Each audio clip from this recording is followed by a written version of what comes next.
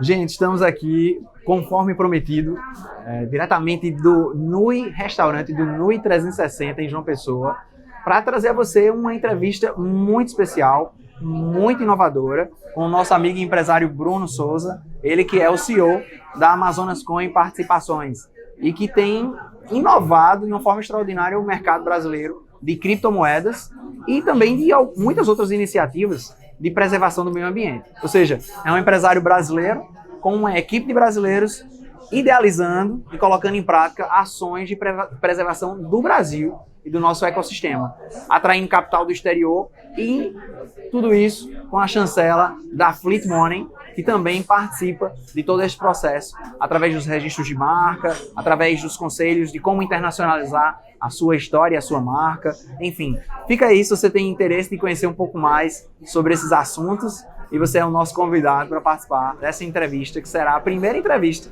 aqui do nosso canal.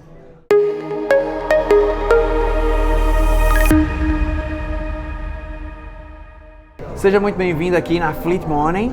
E aqui a gente tem um ambiente propício, favorável ao lançamento de grandes marcas, não só o registro da marca, mas também o auxílio a essa marca ela ganhar espaço no Brasil e no mundo. Se você deseja internacionalizar a sua marca, por exemplo, e vender para o exterior, para não residentes, aqui é o seu lugar. E aqui hoje eu tenho a honra de receber meu amigo Bruno Souza. Bruno, seja muito bem-vindo. Obrigado.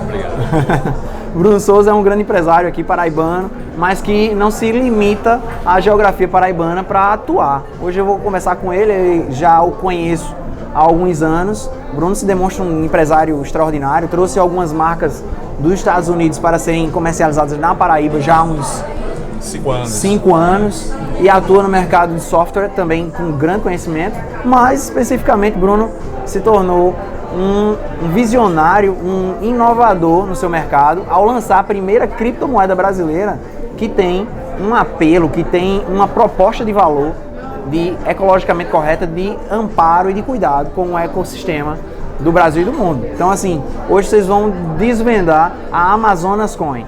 Mas eu queria pedir a Bruno para ele se apresentar um pouco. Bruno, fala aí um pouco da sua história, seus projetos. Tá bom. Me agradecer ao Bruno pelo convite, Bruno Menezes, um grande amigo, faz parte de todos os nossos projetos aqui na Paraíba em relação à questão de registro de marcas e patentes. E é um prazer estar aqui com você, Bruno, nesse seu projeto maravilhoso. A Amazonas Coin nada mais é do que um desfecho de um grande sonho meu, de trabalhar com moedas digitais. Eu sempre fui um cara que fui focado na parte de moeda digital, de tecnologia em si, né?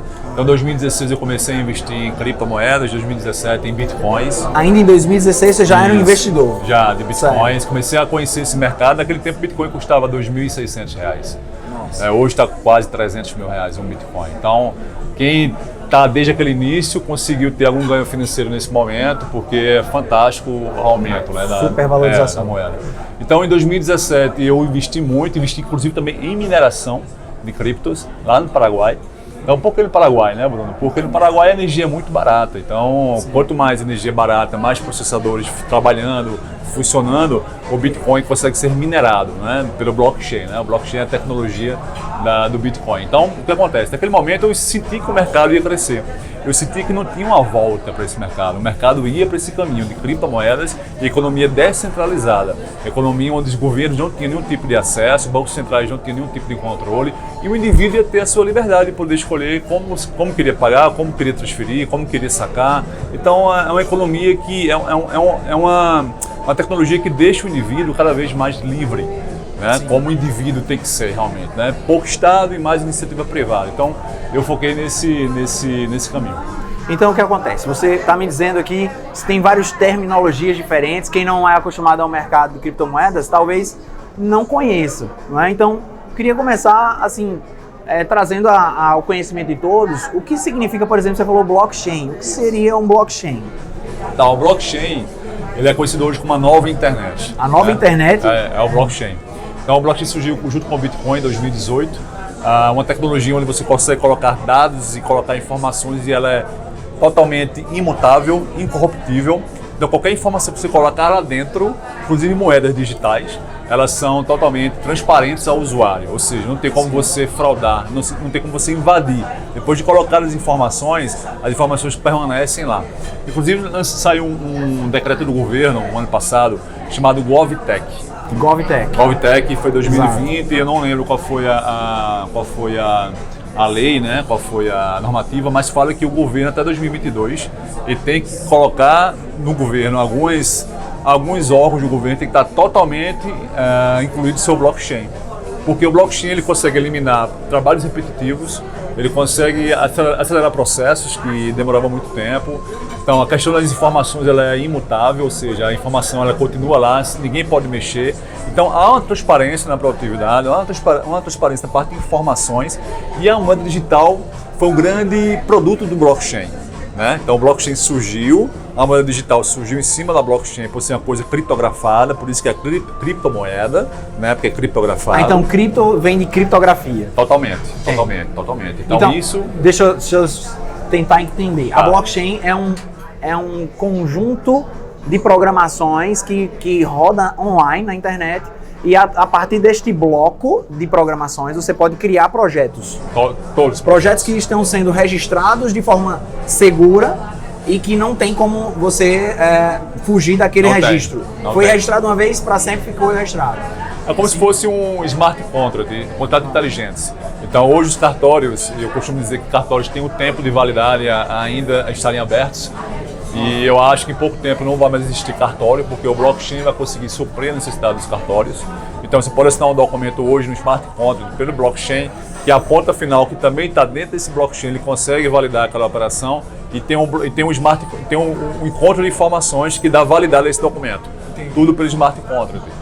Então isso é o futuro, você consegue diminuir custos operacionais, você consegue diminuir tempo de processo, você consegue dar uma transparência que hoje é um pouco mais difícil, né?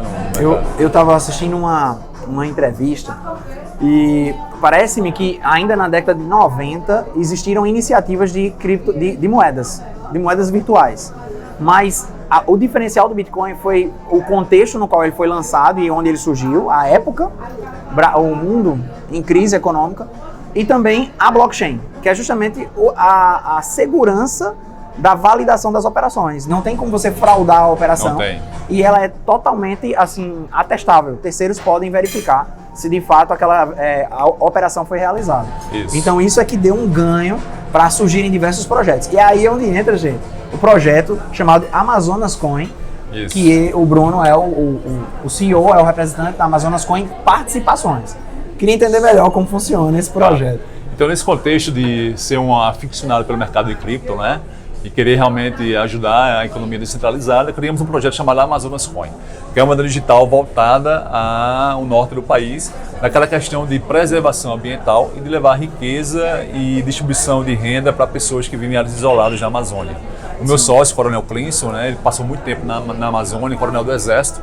Ele passou quase 8 anos, 9 anos na Amazônia, e ele não viu nenhum real de ONG chegar na Amazônia.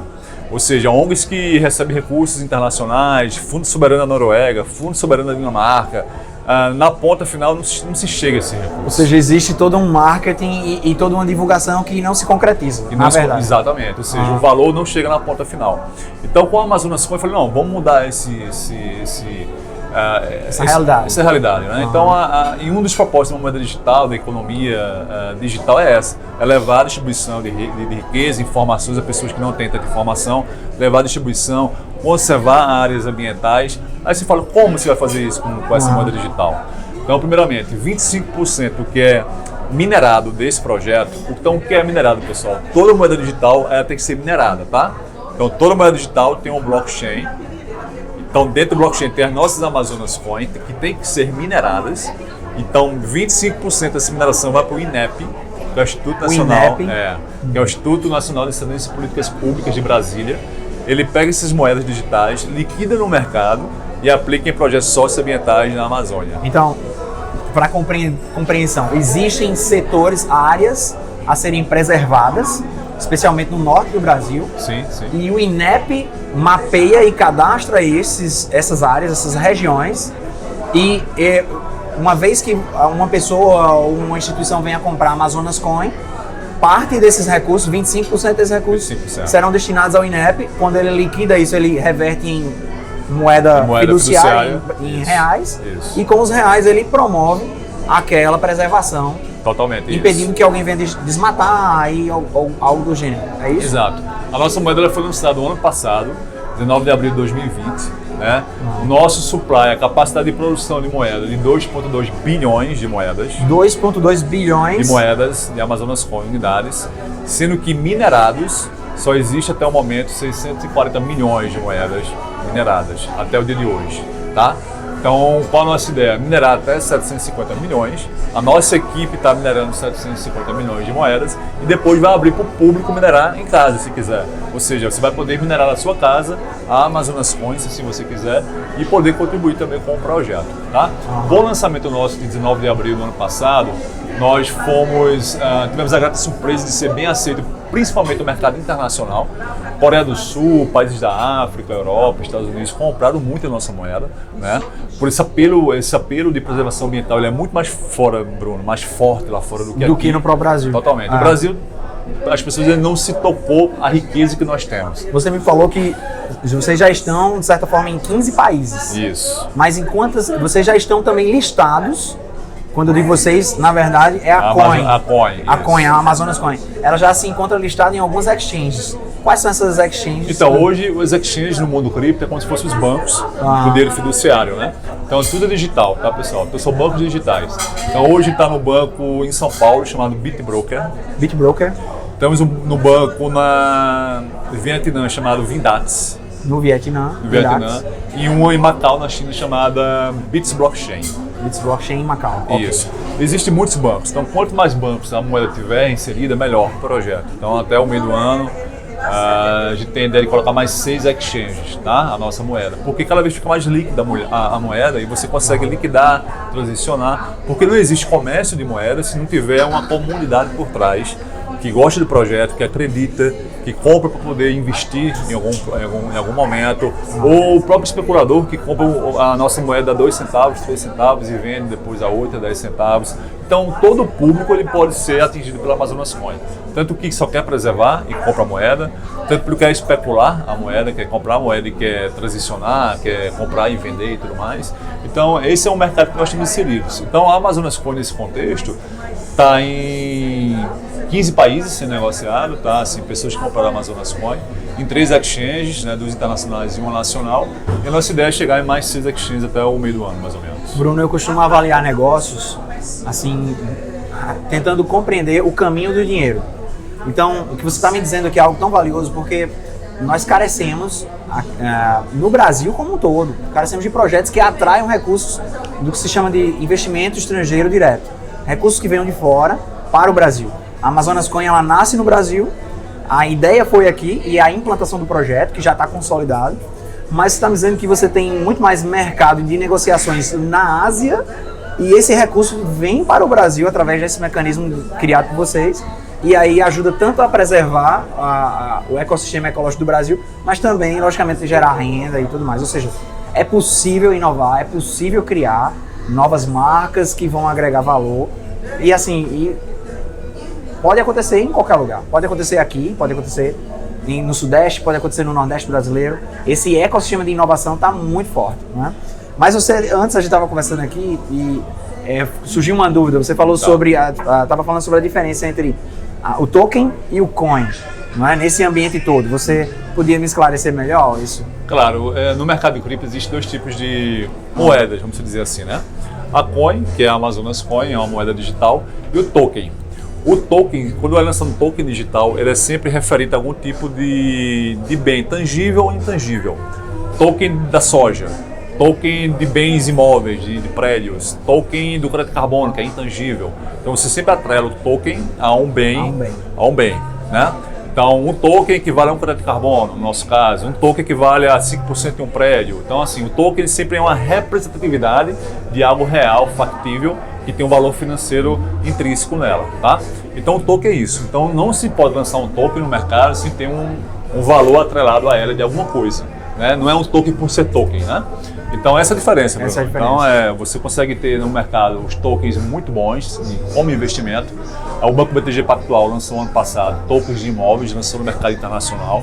Ou seja, ele pegou esses imóveis insolúveis que estavam parados, tokenizou todos e lançou no mercado como se fosse uma debentures. Como se fosse uma debênture. Você vendeu o token com a perspectiva do banco recomprar esse token daqui a 18 meses, com o valor de 1 mais 10%, eu não sei qual foi a negociação.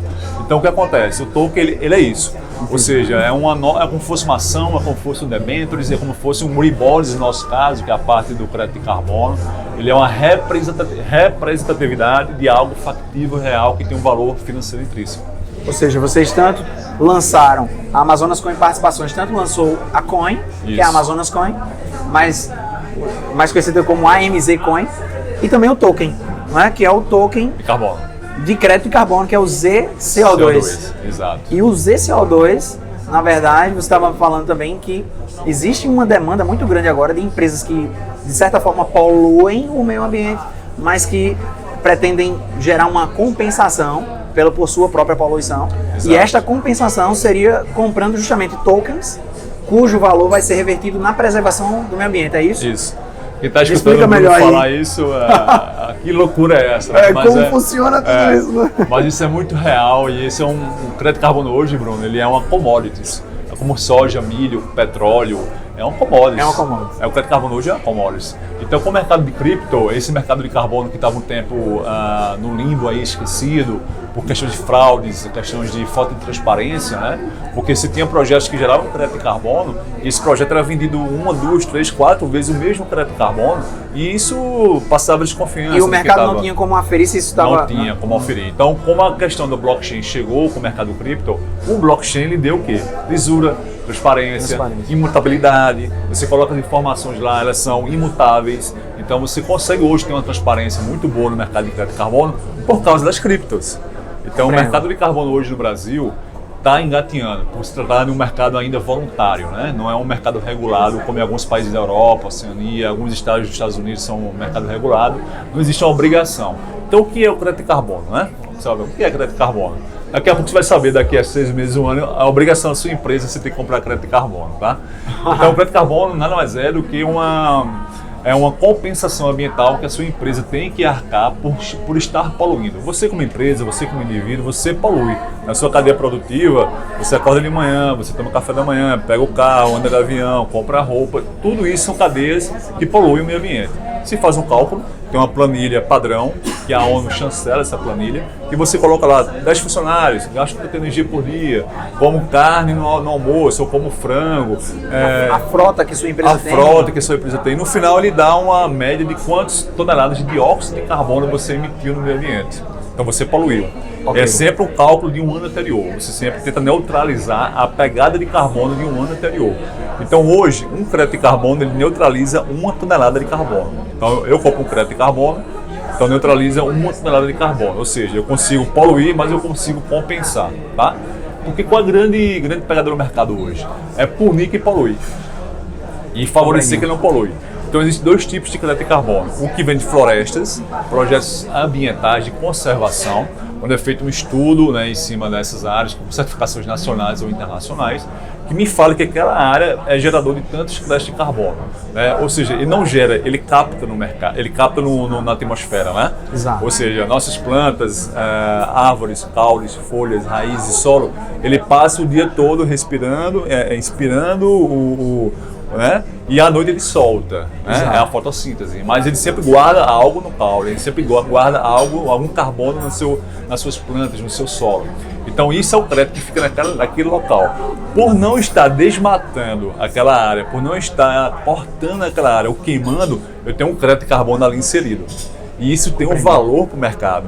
Então eu posso escriturar aquele crédito de carbono que eu não estou emitindo porque está estocado, e eu vou escrituro isso, transformo no documento, e hoje o token digital faz isso muito bem, e você consegue vender isso para o mercado. Vende para quem? Para empresas que poluem, para que essas empresas mandem recurso para essas áreas que estão preservadas continuem preservadas. E essas empresas, na verdade, elas têm a segurança de estarem investindo e tendo a certificação, como aferir que de fato aquele projeto está preservando o meio ambiente. Exato, exatamente. Muito interessante. Aí tem mais um ponto que é a questão do segundo tipo de crédito de carbono, que é a de empresas que não poluem.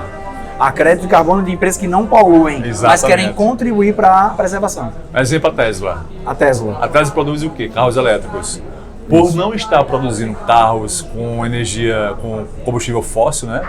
Combustível poluente, tipo óleo, diesel, gasolina, por estar produzindo carros elétricos e não estar produzindo carros poluentes, ela possui créditos de carbono. Exato. E como se trata de um mercado regulado americano, o governo americano obriga empresas do mesmo setor a comprar crédito de carbono dela, tipo a Chevrolet, tipo a Ford. O ano passado a Tesla só teve lucro porque ela vendeu 400 milhões de dólares em crédito de carbono. Então o que você está me explicando é que a Tesla, ela, por ser uma empresa que já não polui, isso está no DNA da Tesla, e por ser uma empresa que não polui, ela, ao invés de ter um débito, ela tem um crédito em carbono. Total. E com este crédito, ela negociou no mercado, e aí aferiu renda, aumentando o seu valor no mercado. Exato. E, logicamente, seu balanço. Total. Fantástico. Porque compensar quem está, punir quem está poluindo e beneficiar quem está preservando. Sair, transferir riqueza de quem polui para pessoas e empresas que não poluem, né? Muito bom. Esse é o mercado hoje. Excelente. Um outro projeto, eu acho fantástico o Bruno, gente, porque a Amazonas Coin Participações chegou para mim de uma forma despretensiosa. Eu não conhecia toda essa gama de projetos ao redor da blockchain, e eles também têm um outro projeto, chama-se Save the Green. Eu queria dar a chance também do Bruno falar um pouco sobre o projeto Save the Green. Sim. E como a Save the Green servirá, por exemplo, para empresas que não são necessariamente grandes indústrias poluentes, mas, por exemplo, empresas prestadoras de serviço, MEI, enfim, empresas que estão no Simples Nacional. É possível que essas empresas participem desse processo, desse mercado? Sim, sim. Toda empresa, como eu falei antes, ela é poluente, né? Então ela consegue compensar sua poluição comprando crédito de carbono. Então a gente lançou no mercado uma plataforma de vendas de crédito de carbono chamada Save the Green. SaveTheGreen.org, onde você vai calcular a sua pegada de carbono lá e vai dizer que em 2020, por exemplo, eu emiti 10 toneladas de dióxido de carbono no meio ambiente com minha atividade produtiva. Para poder compensar, eu preciso comprar 10 créditos de carbono para poder compensar. E a empresa vai receber um certificado, empresa zero carbono, né, com o seu nome, CNPJ, e auferido pela nossa metodologia, que é chancelado pelo INEP de Brasília, que certifica que essa metodologia é correta, bacana e transparente. E você, como empresa, Bruno, você pode ter no seu compliance a amiga do meio ambiente. Você pode jogar em marketing, em rede social, você pode, se for pegar algum tipo de empréstimo bancário, nacional e internacional, isso já é fator de decisão. Isso agrega valor. Total. Certamente agrega valor. Total. Hoje em dia as empresas chamadas ESG, né? ESG, que é ambiental, social, governamental. Empresas do mundo todo estão... ESG. Empresas do mundo todo estão atrelando, estão trazendo essa governança de ajuda no meio ambiente, questão social, governamental, compliance, né? Então, hoje em dia já é uma necessidade. Tem um estudo que fala, Bruno, que são 3 coisas que fazem o cliente comprar o produto ou serviço. A primeira coisa é o preço, o segundo é a qualidade do produto ou serviço, e a terceira é saber se a empresa já está nessa questão ambiental e social, engajada em algum movimento que devolva para a sociedade ou para o meio ambiente o que a sociedade lhe dá, né? Então, isso é muito importante, que é a geração millennial, que é a geração que nasceu de 1980 para cá, que é uma geração que é muito mais consciente ambientalmente. A maioria é vegetariano, vegano, está muito forte nesse momento, né? São pessoas que têm um alto poder aquisitivo. Daqui a 5 anos, eu não sei qual é a fonte, Bruno, fala que 70% de todo o consumo mundial está atrelado à geração do milênio, geração millennials, que nasceu de 1980 para cá. 70% já do consumo mundial está atrelado a esta geração, ou seja, as antigas gerações já não estão ditando o consumo. Né? Antigamente, um jovem de 18 anos tinha um sonho de ter um carro. Hoje em dia não. O jovem quer ser bem sucedido, quer ter um celular bacana, quer ficar bem em rede social, quer ser um exemplo na questão ambiental, social, ambiental. E outro dado importante, o crédito de carbono, ele não é só voltado para empresas, é também para indivíduos. Você como indivíduo, se você tiver uma consciência ambiental, você pode também neutralizar a sua pegada de carbono. Ou seja, Bruno, ele anda de carro, anda de avião, ele compra tanto de comida por dia, ele se alimenta dessa forma, ele paga energia. Então, ele como indivíduo, ele também polui. Então, você, Bruno, você pode também compensar a sua pegada de carbono comprando crédito de carbono. E o que eu acho interessante nesse projeto como um todo é o seguinte, se eu tenho essa consciência e eu tenho a intenção de preservar o ambiente, eu comprando o token, eu posso inclusive preservar o ambiente e ganhar, porque o token ele tem um valor, mas futuramente eu posso também negociar. Então existe também uma valorização da própria estrutura do token e isso me permite preservar e ganhar ao mesmo tempo. Não é assim? Por exemplo, o nosso token, né, que é o token ZCO2, que é um token equivalente a um crédito de carbono, né, 1 para 1. Então você tem duas opções. Você pode comprar esse token para poder compensar a sua pegada de carbono, neutralizar a sua pegada de carbono, de acordo com o cálculo que você mesmo faz ou que a sua empresa fez. Tá? Ou se você quiser comprar esses tokens e deixar guardado, você pode revendê-los depois do mercado. Ou no mercado primário, que está se abrindo com o mercado regulado, ou no mercado secundário, já tem algumas bolsas internacionais que vendem esses tokens e você pode jogar lá e vender. Tem um estudo do mercado mundial que fala que em 2030 o valor do crédito de carbono vai bater $80. $80. Hoje está 18, 19, $20. Tá? Existe um grande potencial de crescimento aí, de valorização. É uma commodity, como eu falei, ou seja, tem que valorizar com o tempo. O mercado regulado da China não saiu, está para sair esse ano. O mercado regulado do Brasil não saiu, está para sair esse ano. Quando sair, vai existir uma demanda reprimida, uma demanda de um dia para a noite. Ou seja, as empresas vão ter que se adaptar a essa nova sistemática. Ou seja, Congresso Nacional e Senado, enfim, uma vez que vier uma chancela ali, uma sanção do presidente a aprovar determinadas leis que obrigam empresas a gerarem uma compensação, a Save the Green já estará avançando em certificações e o token já estará à disposição do mercado brasileiro para ser comprado. Exato. Certamente isso vai decolar muito mais. Então vocês largaram antes, né? Saíram na frente. Total. Hoje nós temos 2 projetos na Amazônia. Tem a parte do Maranhão, que é a Amazônia, que é lá no Mirador, temos lá 20 mil hectares em média também certificados. Temos em Barcelos, que fica a 600 km de Manaus, também uma área lá preservada. Também geradora de crédito de carbono, ou seja, é uma commodity. É uma commodity. Então o dinheiro que nós arrecadamos no mercado vai ajudar a manter essas florestas. E outro fator interessante, esse crédito de carbono, você pode vender esse crédito de carbono 30 anos para frente. Ou seja, se eu tenho 1000 hectares que produz X crédito de carbono, eu posso vender 30X. Porque de 30 anos para frente, aquela produção eu consigo certificar ela, consigo colocar em blockchain, escriturar e vender no mercado. Ou seja, eu tenho uma obrigação, como é um dono daquela área, que não é nosso, é um parceiro nosso, ele recebe uma porcentagem desses tokens vendidos para poder ajudar a preservar aquela região. Né? Ele vai se sustentar, ele vai ajudar na parte de segurança, na parte de proteção ambiental naquele local. E hoje é muito mais vantajoso deixar a floresta em pé do que você derrubar. Isso é fato. Se gera mais negócio e se ganha dinheiro muito mais com ela preservada. Muito mais, porque você preserva, você destrói, você corta a madeira, vende. O solo Amazônia é pobre, não dá nada, soja, milho, dá pasto. Então lá é cada boi para um pasto, para 1 hectare de Amazônia. Então é uma coisa absurda. Então é melhor deixar ela em pé e vocês terem um manejo sustentável. Você pode tirar a madeira de um ponto, de outro, tipo uma forma sustentável de explorar a madeira, ou deixar ela totalmente intacta e preservar ela. Preservando, você consegue o quê? Certificar e vender o seu crédito de carbono. Perfeito. Nessa conversa toda, me veio à mente os primeiros anos que eu trabalhava com câmbio. Eu comecei a trabalhar com câmbio de capitais estrangeiros em 2006, Bruno. E eu lembro muito de brasileiros que iam ao exterior e, enfim, cada pessoa tem uma história, mas uma grande quantidade de brasileiros que iam ao exterior e ali se fixavam para viver lá. Mas em conversa anterior aqui com você, eu sei que você morou uma época nos Estados Unidos, mas voltou para o Brasil para desenvolver a sua habilidade empresarial no Brasil. E hoje você, com o seu empreendimento, você atrai recursos para dentro do nosso país. Ou seja, por que a gente tem que esperar projetos de preservação do que é nosso, vindos de mentes de fora? Por que não a gente imaginar um universo empresarial e de inovação no Brasil, onde a gente desenvolve empresas, novas patentes, novas soluções para problemas que são nossos. E aí, certamente, se for algo muito bem estruturado, vai atrair recursos e você vai crescer junto com o mercado. Então, assim, parabéns, Obrigado. Bruno, parabéns a toda a turma, todo o grupo Amazonas Com Participações.